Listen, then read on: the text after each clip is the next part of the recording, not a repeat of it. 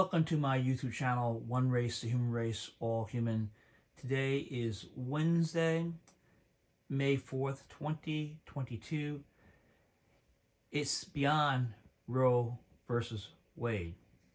His then running mate pledged during their campaign that their judicial nominees would bring an end to Roe once and for all.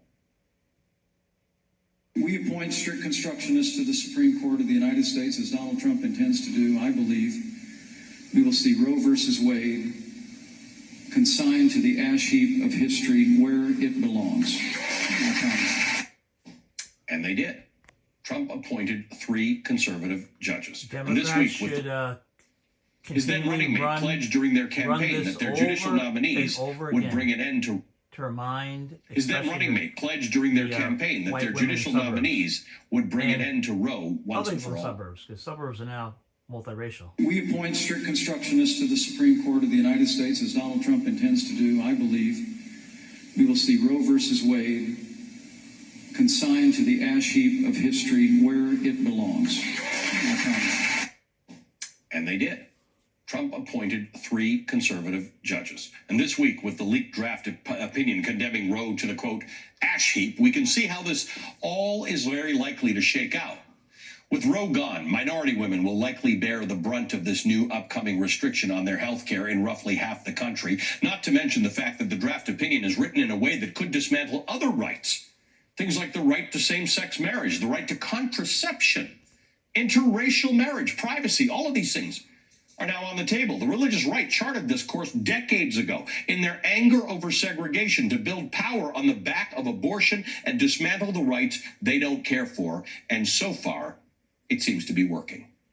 Joining us now is Ilyse Hogue. She served as the president of NARAL Pro-Choice America for 8 years. She authored The Lie That Binds, a book that offers a comprehensive history of the right-wing anti-abortion movement in America and its ties to white supremacy. Ms. Hogue, thank you for being here tonight. You have made these connections very clearly in your book. It's not one that people think about very clearly, that the opposition, the conservative opposition to abortion, is not necessarily about religion or conservative values. It's about power.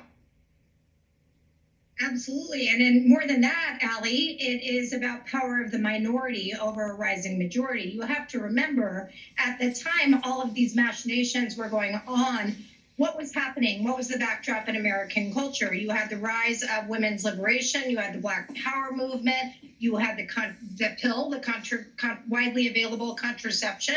So sexual liberation, gay rights. It was all threatening the hegemonic grip that the white patriarchy had enjoyed since the beginning of the United States as we know it.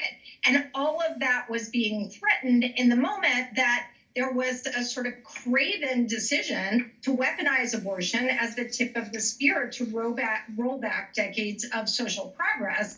And I think the lesson that we have to learn from that is, although they would want us to believe that this leaked decision, should it come to pass, is endgame and it will stop with abortion, abortion is and always has been a Trojan horse for a desperate cling to power by the white patriarchy in a country that is rapidly and has been rapidly changing for decades. That's a remarkable thing for a lot of people to think about, because one doesn't think about the elimination of Roe v. Wade as a Trojan horse. They think of that as the end game. They think of that as the capture of the whole thing. Tell me what you mean by Trojan horse. What do you believe in this quest for power is in danger?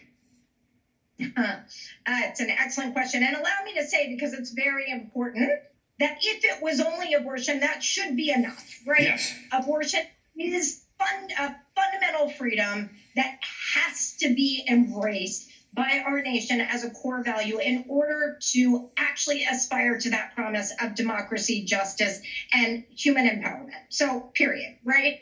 However, that is not all that they are after. Whether you look at the history, which, as you say, you did a tremendous job, by the way, Ali, in the intro, but we worked very, very hard and assiduously researched in the book, or whether you just look at the actual decision and the way it's come down, it is written in such a way that nothing is sacrosanct. that all of these rights that we have achieved for groups that lived on the margins of society because they were not written into the Constitution the way white men were, all of those rights are in jeopardy. And let's be clear, one of the things that we have always said is if you don't have the power of the majority with you, and by the way, the legal right to abortion has always been a popular opinion with the majority. Mm-hmm. Pre-Roe, when Roe came down, and it is today. But when you don't have the power of the majority, what do? You resort to disinformation, which abortion disinformation predated COVID disinformation by a lot. They traveled a lot of the same vectors. Voter suppression always goes hand in hand with robbing women of reproductive freedom and court capture. And we may be at the end game of court capture unless we make some radical and dramatic changes, but we are not at the end game of what this court will dismantle in terms of rights of others that they did not recognize in the originalist version of the Constitution. So let's talk about what happens now and how people who are concerned about this motivate decision makers at any level, whether it's in Congress or at the court. When you say abortion should be enough, like if there's nothing else, if that were the end game, that should be enough. That's true. But when you add that extra part about these other things that are not enumerated in the Constitution, which some lawyers say is weak tea, that argument is strange because there's lots of rights we enjoy. Okay, there are two views of the Constitution. There's a bedrock view, which I call the principle view, okay? And there's the living document view, which I call the George Jetson view, the Jetsons, okay? Bedrock is also known as originalists or strict constructionists. The Constitution said that people of color are 3/5 of a person, right? And then they outlawed slavery with the 13th Amendment. 4th Amendment gave everybody equal protection. 15th Amendment gave African American men the right to vote. So when you look at the Constitution is a living document, transforms and grows over time. So that we now recognize that all people should be treated equally. That there's one race, that's the human race. And everyone has a right to life, liberty, pursuit, happiness. That's the greatness of our Constitution, the greatness of America, the greatness of our system. That are not enumerated in the Constitution. But when you add all of those things that can be taken away, should that motivate more people who otherwise were not motivated by Roe v. Wade? Should that motivate people who say rights in general are starting to be dismantled across this country and this becomes existential to our democracy? Do I wish everybody was motivated by the right to abortion because robbing women and pregnant people of their reproductive autonomy should be enough? Absolutely, I do. However, if that is not your motivation, you should not think you are safe. There is the old adage of they did not come for me and so I did not fight. They are coming for all of us unless you look like them and believe like them. And now they believe with the power of the court that they have it. But what they don't have is the power of the people. They depend on our willingness to believe that we are beaten and to go home. And I will tell you, having been down at the Supreme Court myself last night, I was invigorated by the fact that people are not going home. They are coming out. And they will continue to come out, whether it's for abortion funds, whether it's for legislative reform, whether it's for court reform, or whether it's at the polls in November. People are coming out. Elise, thanks for your work. We appreciate it. Thank you for taking time to be with us tonight to help us understand this. Elise Hogue is the author of the important book, The Lie That Binds. She's the former president of NARAL Pro-Choice America. Well, we got much more ahead. So the analysis that she was stating, which everyone should really know already, but many people don't, is that there's a group of people who did not like what happened in the 50s and 60s, where people of color and white women and women in general gained their rights,